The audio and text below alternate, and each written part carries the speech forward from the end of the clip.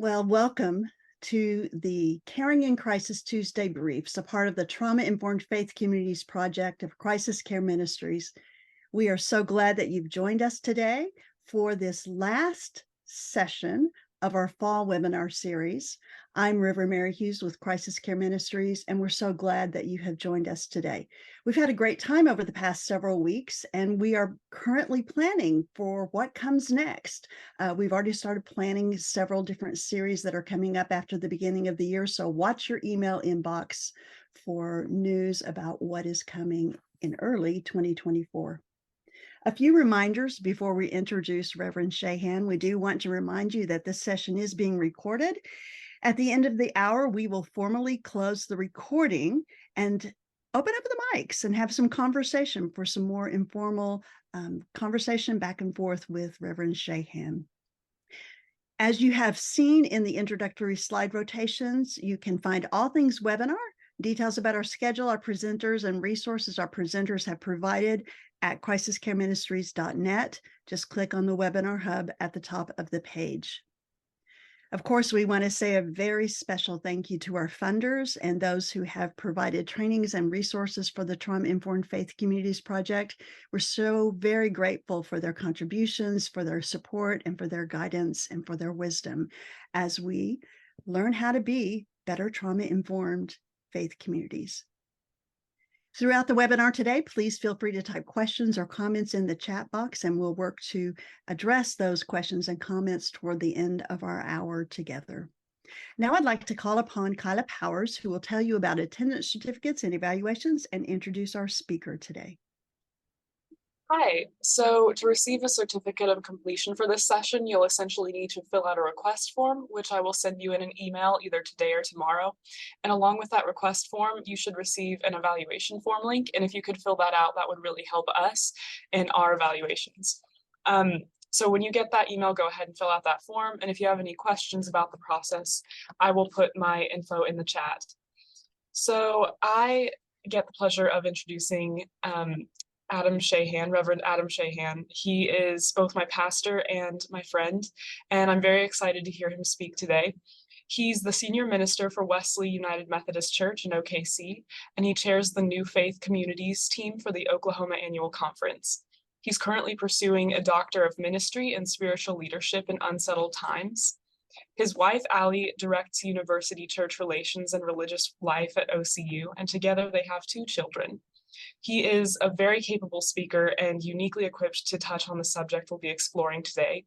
And my hope is that you all will be able to learn as much about conflict as I did when I first heard him speak on it. So thank you for being here, Adam. Thank you, Kyla. It's very kind of you. Mary, would you like me to go ahead and share my screen? Yes. All right. Good. Are you a co-host? Yes. I am.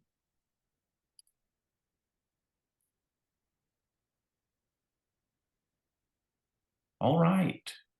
Well, again, thank you for having me, Mary and Kyla. And today we're going to be talking about polarization and conflict in a culture longing for healing. So this falls under one of the topics of the Trauma-Informed series through Crisis Care Ministries under the category of cultural awareness. So today we'll be looking at what polarization is and what conflict looks like within an age of polarization, of which there have been many. And we will briefly touch on what can happen with acute and chronic trauma in the context of conflict, in the context of an age of polarization. And then we will look at methods for minimizing conflict and making space, safe healing space for folks within the context of conflict in an age of polarization.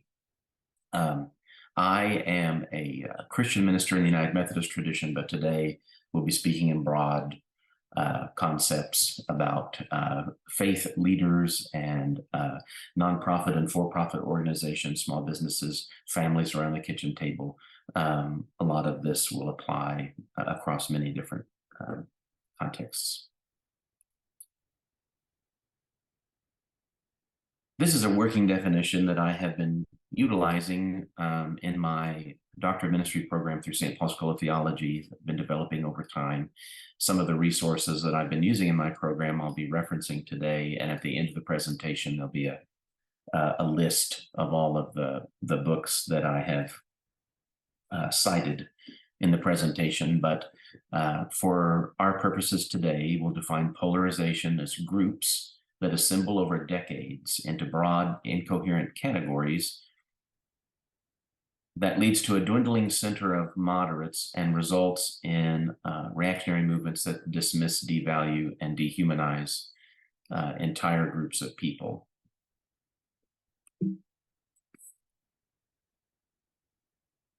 One of the first books that I would recommend to you is David Brubaker's When the Center Does Not Hold, published in 2021.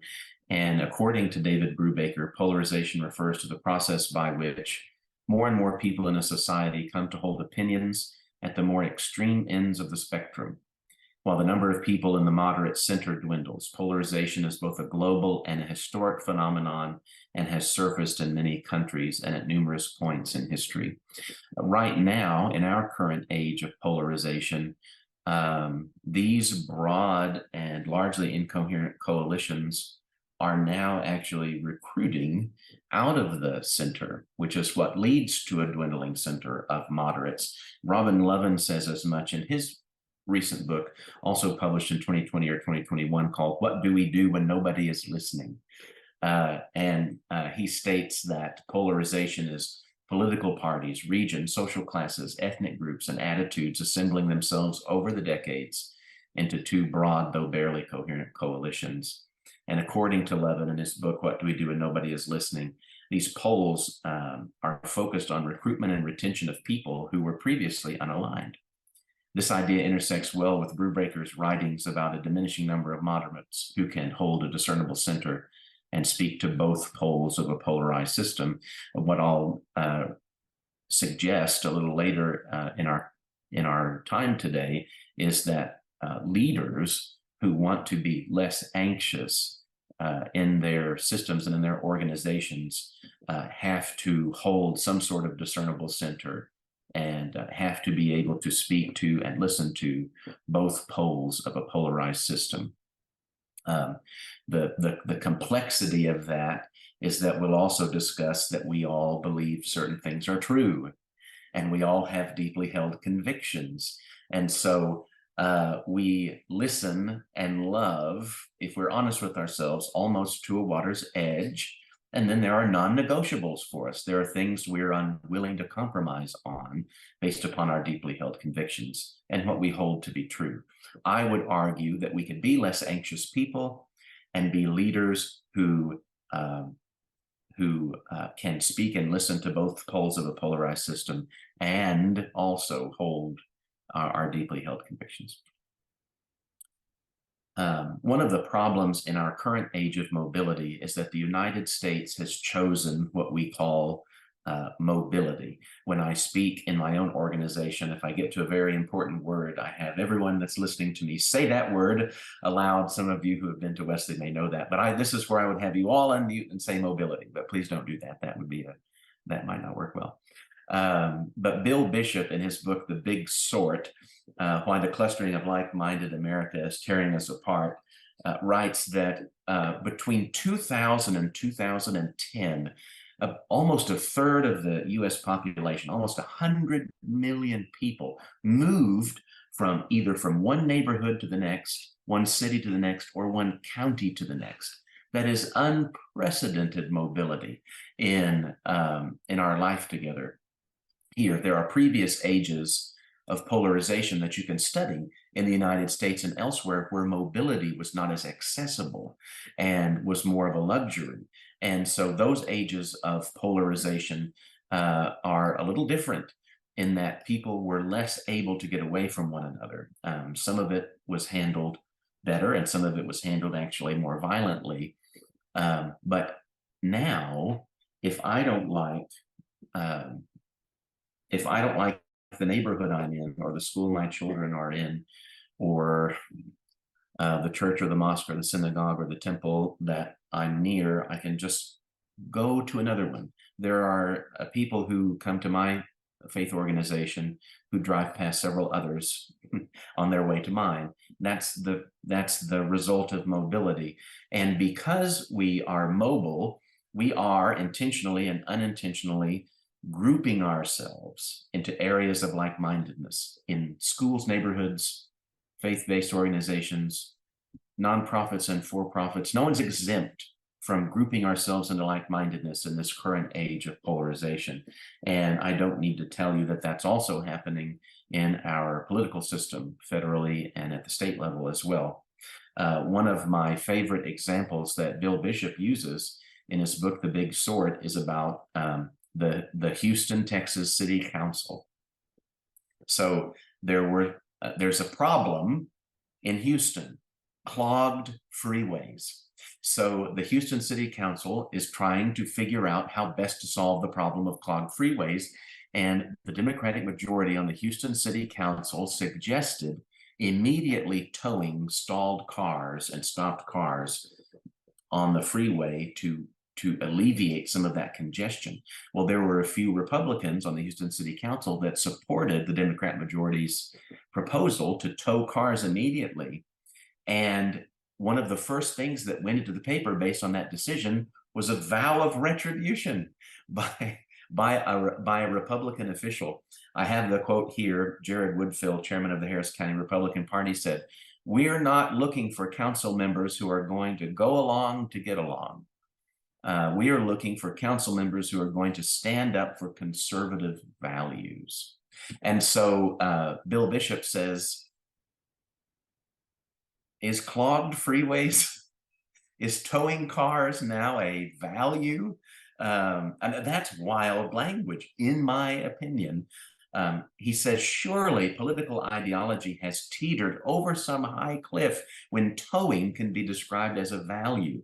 Will we next have a doctrine of potholes? Will we next have a water pressure credo? That's tongue in cheek, but there's a little bit of truth in that.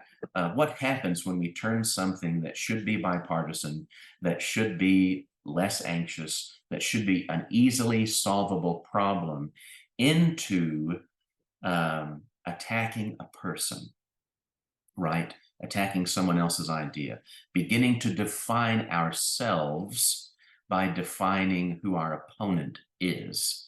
This is what happens in an age of polarization.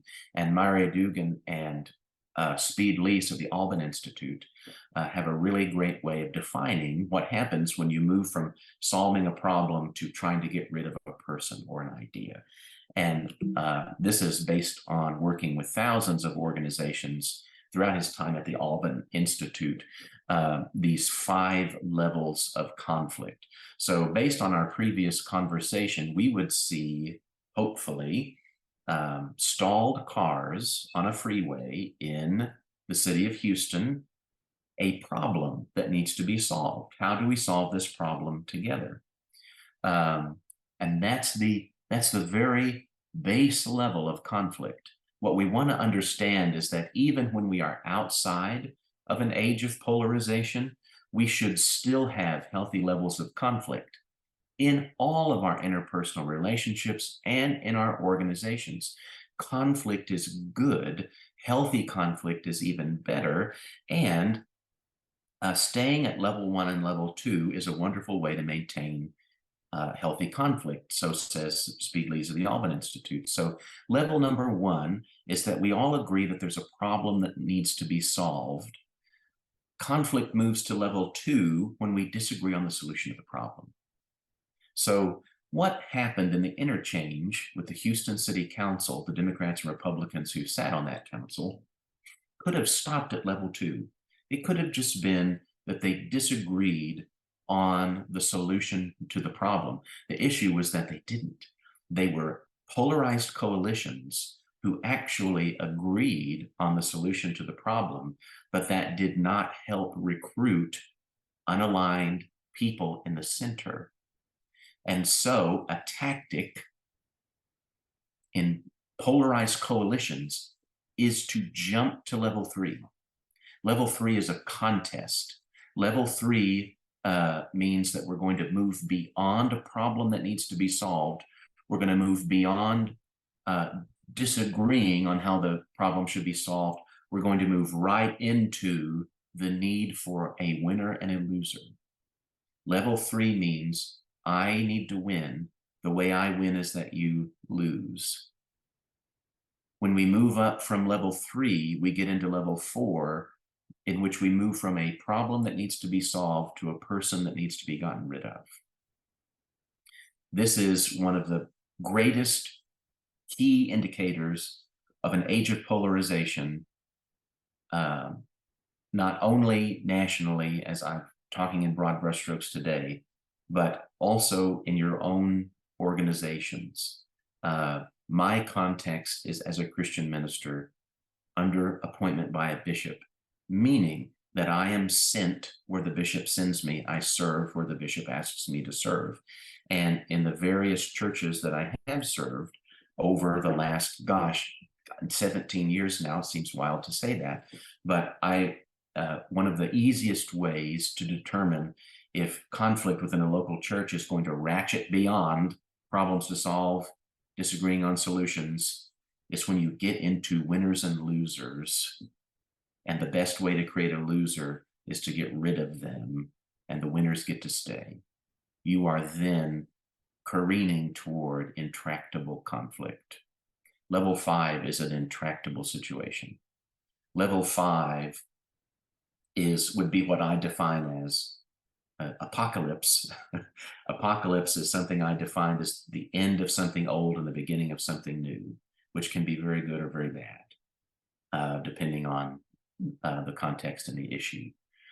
There is nothing I'm going to recommend to all of us today, even those of you who are credentialed in conflict management or dealing with acute, chronic, or complex trauma, or working with various organizations and organizational leaders, even at the pedagogical level. I'm going to suggest to you that by the time we get to levels 4 and 5, we are beyond our ability to reduce the level of conflict back to 3, even back to 3. What we need at levels 4 and 5 is what's called deliberative dialogue. It takes months and years to do, and there are people who are trained specifically in the work of deliberative dialogue between disparate groups in an age of polarization. One that I have worked with most closely is the Lombard Peace Institute, as a Mennonite organization. When we look at these levels of conflict, I think it's also right to put these two theories together. And often, if you'll read a book on dialogue or leadership, polarization, or conflict that mentions speed lease, they'll also often, almost always mention Dugan as well. Nested levels of conflict. So Dugan's theory is that traumatic stress at the structural level, the systemic level, the national, the international, the global level, that stress can make its way all the way down to issue-specific stress in your own home, in your own workplace. And similarly, he suggests that the traumatic stress that can take place in our own homes, in our own workplaces, and in our own interpersonal relationships can make its way all the way up to the systemic level. So I want you to think about, in your own life right now, think about what traumatic stress exists at the national level that could make its way all the way down to your home or to your workplace. And if I gave you 60 seconds, I know you could think of at least 3 things. You probably already have. And in the same way, we can probably think of issue-specific stress and conflict that exists interpersonally at our most local level that has made its way to the state level. and to the national level. It works the other way. And so for for systemic traumatic stress to make its way all the way to our issue-specific local interpersonal context, there has to be some recognition that conflict has escalated beyond problems to solve. Level 0 is something that would require another webinar, but I would encourage you to just look at Speed Lisa's work. And level 0 is depression. Level 0 is worse than level 5. Level 0, the depression level of conflict, is that we have moved to the point where we allow level 5 conflict to exist unchecked. And we have extended ourselves beyond our ability to respond compassionately or to care. And there are whole programs on what happens to us when we move beyond our ability to care, as caregivers and care receivers, as local leaders. As just encourage you to study that on your own time. I don't know if you've heard of Lauren Swartzendruber, but when we think of structural or systemic stress making its way down into relational or issue-specific stress, we have to think about our interpersonal relationships and our professional relationships. So Lauren Swartzendruber was an executive at Eastern Mennonite University and led at a time when an administrator at Eastern Mennonite University was terminated. Their position was terminated because it was discovered that they had entered into a same-sex relationship. It directly countered the official stance of the Mennonites in the context of their higher learning, the way that they had organized their university. That president was dismissed. This was in the news. You may already know about it. Lauren Swartzendruber was an executive at Eastern Mennonite University who was then placed into the role of the president. So he already had an existence within the system, and he was elevated within that system to a higher leadership position and began his job day one in all kinds of nested conflict, right? When we think about coming into a new position, joining a new organization, launching a new program, working with a new group of people, we do have these idealized goals. This is what if I could have everything I want, this is what I would want to accomplish. In an age of polarization, some of that will always be impossible because you are inheriting the stress and the trauma of the organization that you have been selected to lead. You don't have a choice in that. That's just who you are now. And so Lauren Swartzendruber stepped into the presidency of Eastern Mennonite University and walked right into nested conflict. And he says, leading in an age of polarization means that we need to practice the art of non-anxious presence. In the face of conflict, we have a tendency either to leave the conflict or take on the anxiety. And neither of those options is good. The most successful leaders stay in the conflict. So Lauren Swartzendruber suggests that there's a way for leaders to stay within nested conflict without taking on the anxiety of the system. I don't use the phrase non-anxious presence. I like to use the phrase less anxious presence, because in a very anxious system or a very stressful room, if I look at people who are completely non-anxious, I'm actually more worried about them than I am about the issue that may be at hand. But leaders have to be less anxious. And the only way to be less anxious in a system dealing with traumatic stress, dealing with any kind of relational trauma, one time and acute or chronic and ongoing, or complex and very varied. And we're all in that. There's no one that walked out of COVID. Masks and vaccines, in person or online, Black Lives Matter and the new civil rights movement, and the Trump Biden election cycle, there's no one that walked out of all 5 of those things without one instance of acute trauma. It's just whether or not we've dealt with it or talked to someone about it.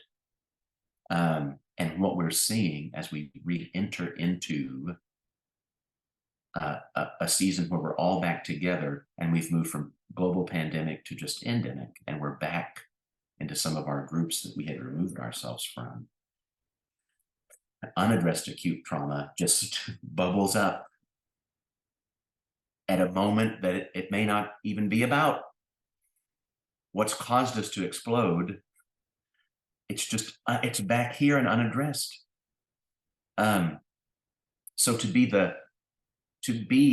the less anxious person in the room is to make space for people to tell their story and to let them know that they're allowed to do it without fear of rejection. Tell your story without fear of rejection. Post-COVID pandemic, I would encourage you to study town hall meetings in cities and see the increasing number of people who will show up at a town hall and find their way to a microphone and scream from the inside of who they are. And it has nothing to do with what's on the agenda. It has everything to do with the fact that they are missing a safe place to be able to share who they are without fear of failure or rejection. Less anxious leaders have to be able to do that. And so questions that I ask myself, this may apply to you, it may not, but questions I ask myself as a leader serving in an age of polarization and in the context of conflict are, am I sharing my physical and spiritual space well? When I host, do people truly feel like guests? When they tell stories, am I listening? Am I sifting through points of formation wherein I'm able to make connections of unity where others are building opposition?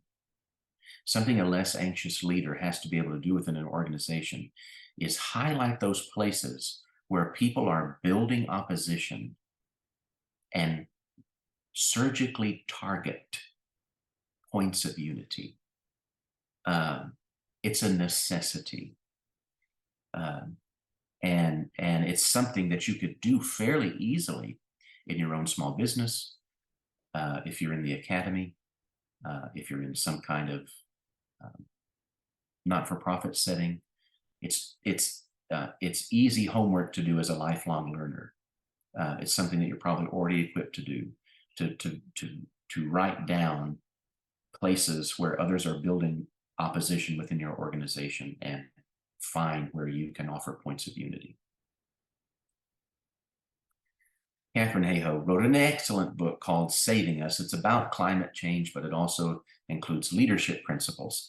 And she writes that in a study of 56 countries, researchers found people's opinions on climate change to be most strongly correlated, not with education or knowledge, but rather with values, ideologies, worldviews, and political orientation. This is another symptom of an age of polarization.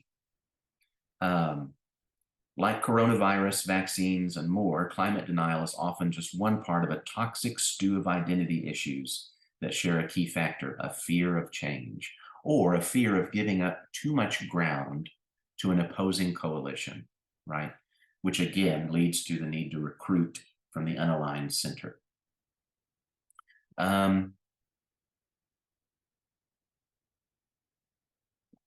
David Brubaker, again in his book, When the Center Does Not Hold, says, "Are you called to lead in such a time as this? If so, you will be unable to avoid dealing with deep polarization. Instead, you'll be required to voice your truth and clarify your deepest principles, while listening intently and sincerely to those whose truth and principles differ." This is often, when I talk about these things in a cohort or a small group or a classroom setting, this is often where people who were with me all the way up to this point maybe divide a little. And that's also a symptom of an age of polarization. And allowing them to divide a little is also a less anxious leader's duty to make space for people to embody who they are. Anytime someone begins to feel like what is being perceived as normal or presented as normal actually does not embody anything about who I am, if they aren't allowed space to articulate that, then it builds within them and can lead to instances of misunderstanding, increase the likelihood of acute trauma. A prophetic response to polarization in the system is to be both utterly clear about who they are and equally interested in the experience and beliefs of others they lead. We have to be willing not to compromise ourselves, our values, or compromise other humans, human beings, fellow human beings, while also allowing ourselves to be interested in the experience and beliefs of others who may differ. And so a question I want you to think about this week: how do we voice truth and clarify our deepest held principles while listening intently and sincerely to those whose truth and principles differ? This is incredibly difficult work. In my own context as a faith leader within the United Methodist Church, this is a problem for us right now.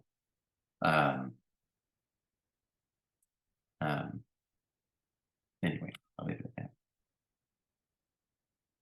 We are also a culture longing for healing.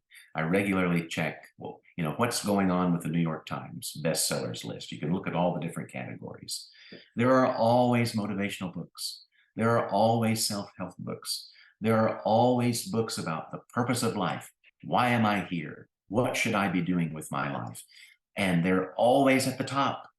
There are people hungry for purpose and meaning and some vision that can drive them. And almost all of the best-selling motivation books from the New York Times list, the last several times I've checked, have included in one way or another the idea that conflict generates growth. Conflict is good. Conflict is healthy. Healthy conflict is healthy. And that personal responsibility is important, that we're made for meaningful connections with one another.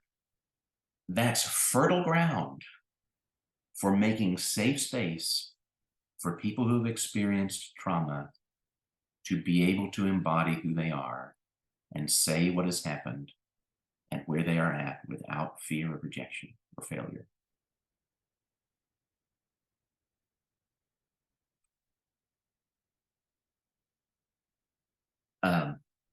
And so here is some of the current context that I am in and the ways in which I have tried to embody holding my deepest held convictions while also listening intently and providing a welcome space also for people who do not agree with me. I don't agree with you. It's freeing to say, right? And there's a way to say, I don't agree with you without launching yourself into level 3 or level 4 conflict immediately, right? Think back to the Houston City Council. We went from a problem to solve to we're going to punish these people who sided with the other side, the other coalition. He called it going along to get along. A phrase that I usually only use in the context of abuse of power or systemic racism or some kind of institutional violence, but that's language I reserve for those big hitting issues. It's now being used to talk about towing cars off a freeway, right? That's a problem. That's a huge symptom of the age of polarization. So we need to be able to say freely and with love, I don't agree with you, but neither am I free from you. I don't agree with you, yet I want to know how you feel and how you arrived at your position. I don't agree with you. Still, we can work together on the team. I don't agree with you, though there are other areas of agreement we share. I don't agree with you, and I still value your contributions. Again, there'll always be a water's edge of this when your most deeply held convictions are in direct opposition with someone or something or some idea that you truly believe is causing harm. Moving forward would be going along to get along. So there has to be a sweet spot where we hold these deeply held convictions and values and also make space. That's the tightrope walk. In Saving Us by Catherine Hayhoe, again, she talks about groups of people within the United States, research that she and others have done in the federal government over the last several years, breaking them into categories. And one of the categories that she mentions in her book, Saving Us, is dismissives. Lizerowitz and Maybach, researchers that created 6 categories of Americans related to their response to climate and the climate crisis. The dismissives represent 7% of those Americans mentioned in the research. According to the study, a dismissive is someone who will discount any and everything that might show climate change is real, and they will dismiss hundreds of scientific experts and thousands of peer-reviewed scientific studies. So I'm not including this to talk about climate change. I'm including this to talk about groups of people who now operate comfortably with what we call alternative facts, a phrase that did not used to exist in our national lexicon and now does. I'm going to keep moving. Think about who you are. I'll transfer this into a PDF, and this will end up with the resources that are on the crisis care link that you already have. But who are you? Personally, professionally, mentally, physically, emotionally, spiritually, who are you? Write it down. What do you stand for? What are your non-negotiable truths? In an age of polarization and in so many nested levels of conflict, these are actually things that we need to be able to give an account for, maybe on the spur of the moment. And so instead of getting caught in a reactive position, you need to proactively prepare. It's almost like supporting your own body and mind with preventative care, preventative medicine. This is preventative medicine in an age of polarization. Being able to clearly articulate who I am, what I stand for, my non-negotiable truths, my deeply held convictions, issues and opportunities that energize me, and then what I'm unwilling to tolerate in my life or in the life of my organization. Isms, phobias, othering, violence, abuse of power, things like that. Write that down. Create that for yourself. It may surprise you to see who you are when all of that is written down. It may give you a great sense of clarity. It may help you take a next step in being a leader within an age of polarization and in different nested levels of conflict. The tightrope walk of holding these deeply held convictions and also leaving space for people with whom we disagree. The winds that blow can often knock us off. And for me, those winds are often questions that I don't have answers to. What do I do when sacred texts no longer provide unity in a way that maybe they once did? In my own context, sometimes now sacred texts are actually used to recruit out of the unaligned center into the broadly incoherent coalitions. What do I do when the default of public discourse is brevity?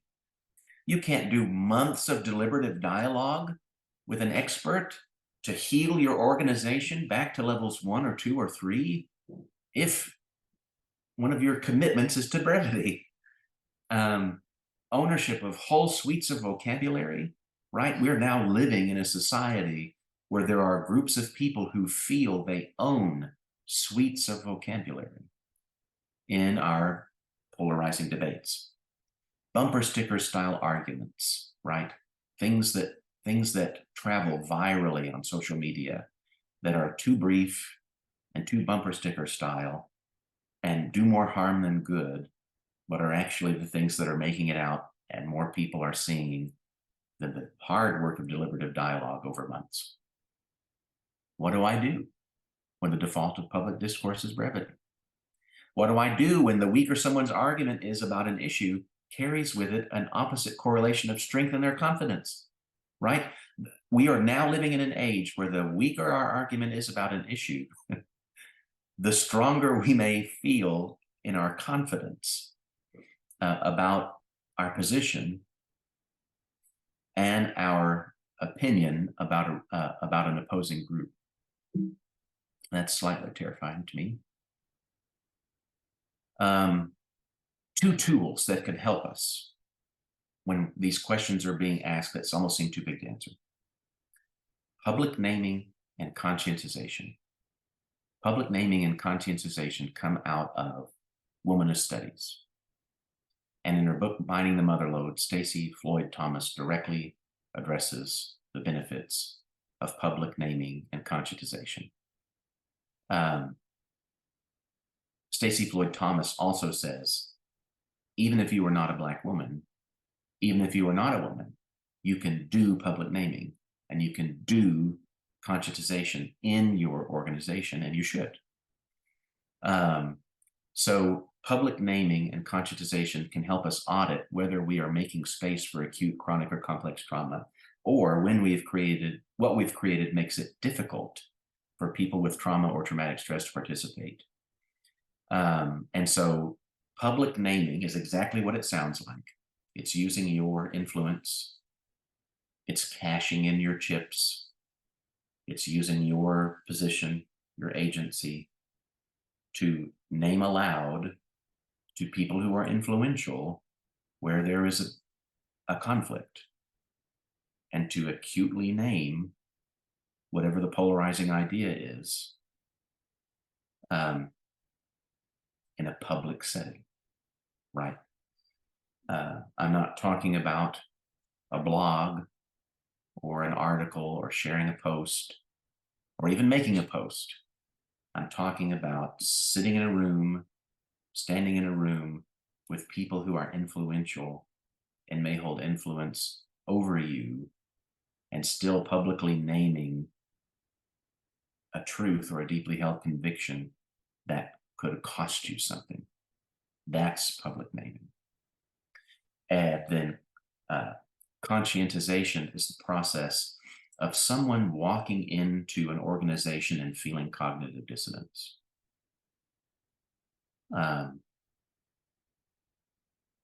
Someone walking into an organization and realizing that what is considered normal negates all that they embody. How do I exist here if what we're saying is normal actually has nothing to do with who I am? That's a problem for any nonprofit or for-profit or religious or academic organization. When you've created systems where people walk in and what's considered normal negates all that they embody, we create such cognitive dissonance that there can often be no room to make safe space to say who we are without fear of rejection or failure.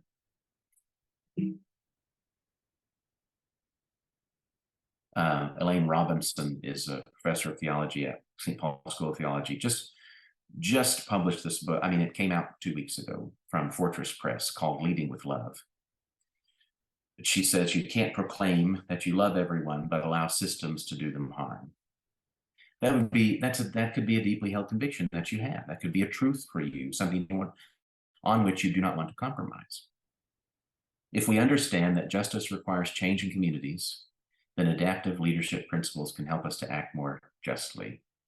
And she continues. Adaptive leadership, which means there's a problem out there that does not have a solution you can Google. An adaptive challenge means there's no expert out there that you can call in. There are experts in deliberative dialogue that can help facilitate the conversation that can lead to a solution. But technical problems mean that there are technical answers. There's something out there that you can copy and paste into what's happening and move beyond, solve the issue. But adaptive challenges have no easy solutions. There's nothing out there that's pre-formatted for you to just copy and paste onto your own context. And so therefore, adaptive leadership means that you're leading out into some unknown.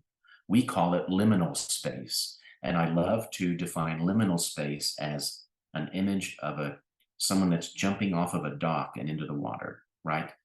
And you take a picture and it's a freeze frame. They can't go back to the dock because they've already jumped.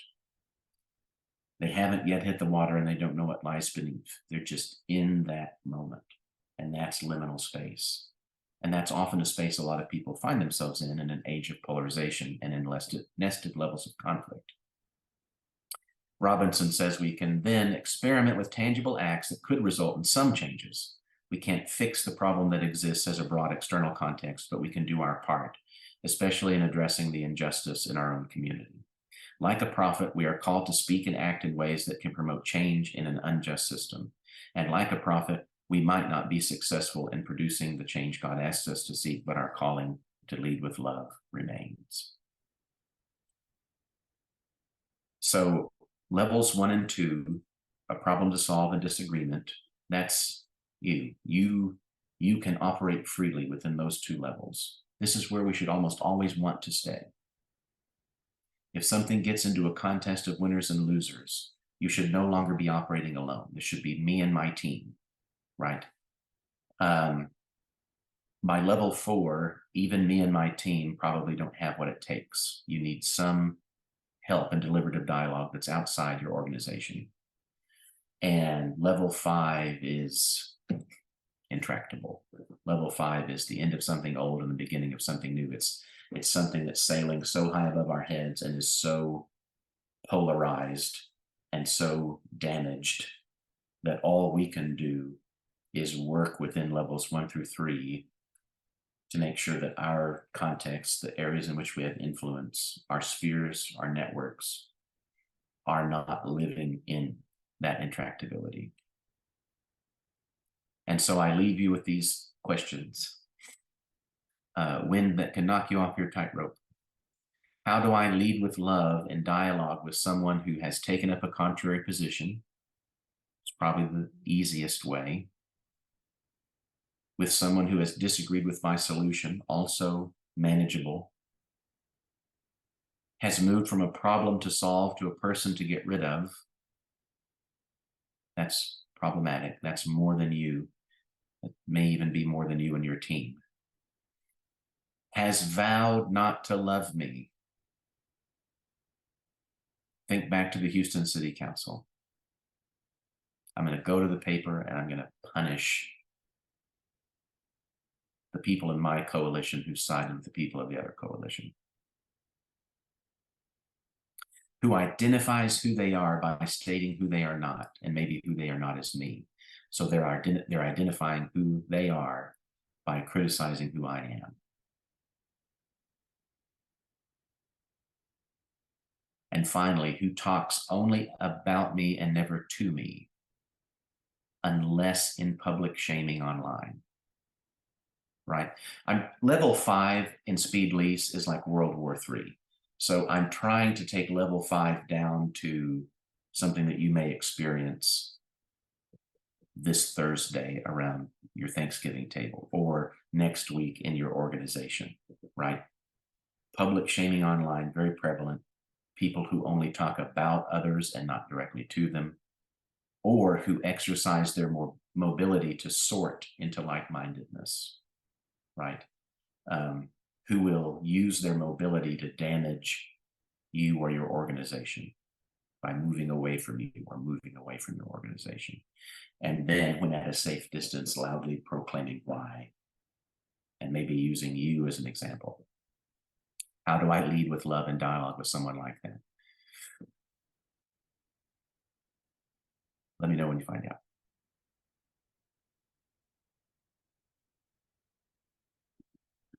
All right.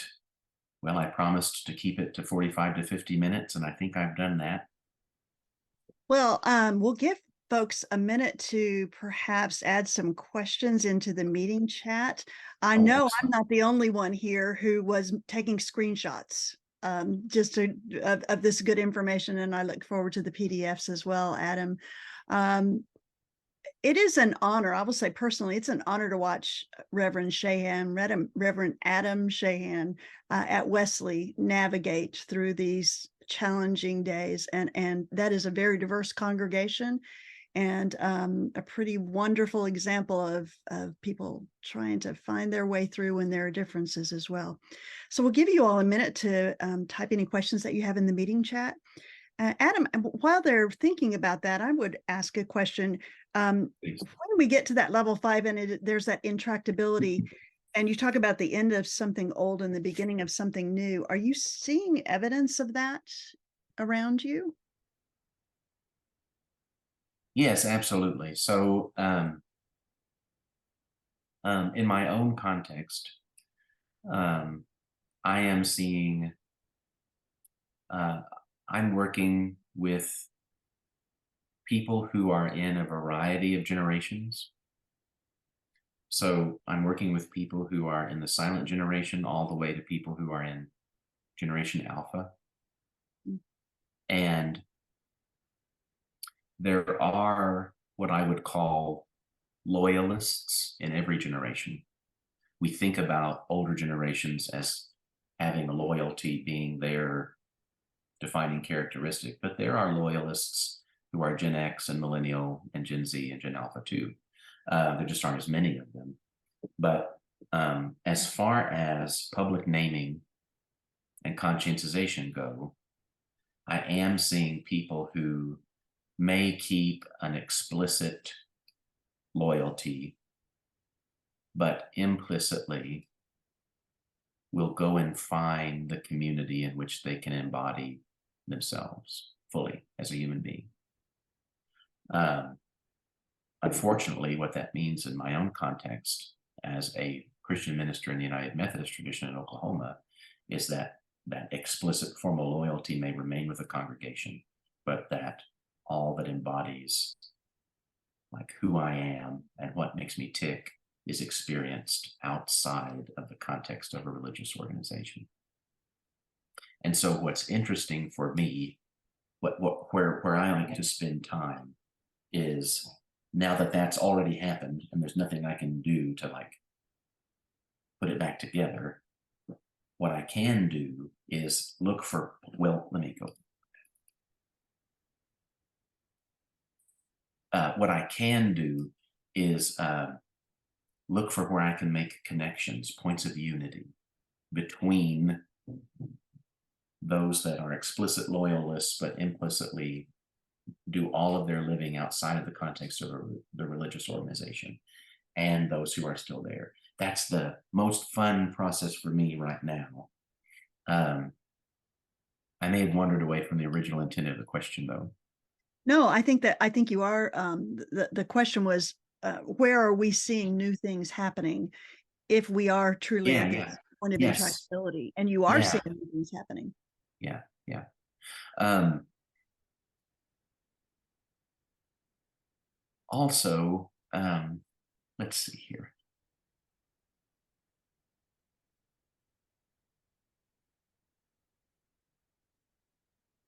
Another place that I'm seeing change, even in the last 5 years, is how much people are interested in our local organizations, in my context, changing their scorecard, how they evaluate how well they're doing or the impact that they're making by focusing on changed lives, tangibly changed life. How someone kind of moves into a time where they're able to thrive, where even 5 years ago, that scorecard of how well we were doing and how we audited ourselves were what now seem like silly things, like attendance at a principal weekend worship service,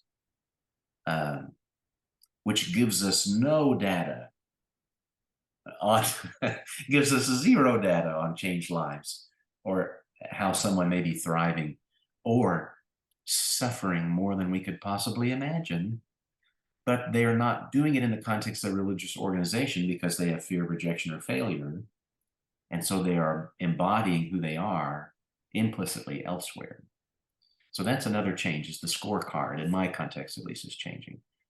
The data that we're pulling is not as much focused on how many people showed up at our big event, and now is how many stories do I have? How many stories have I listened to? How many stories do I have of a changed life? Well, I know you all join me in expressing your gratitude to Reverend Shahan for being here.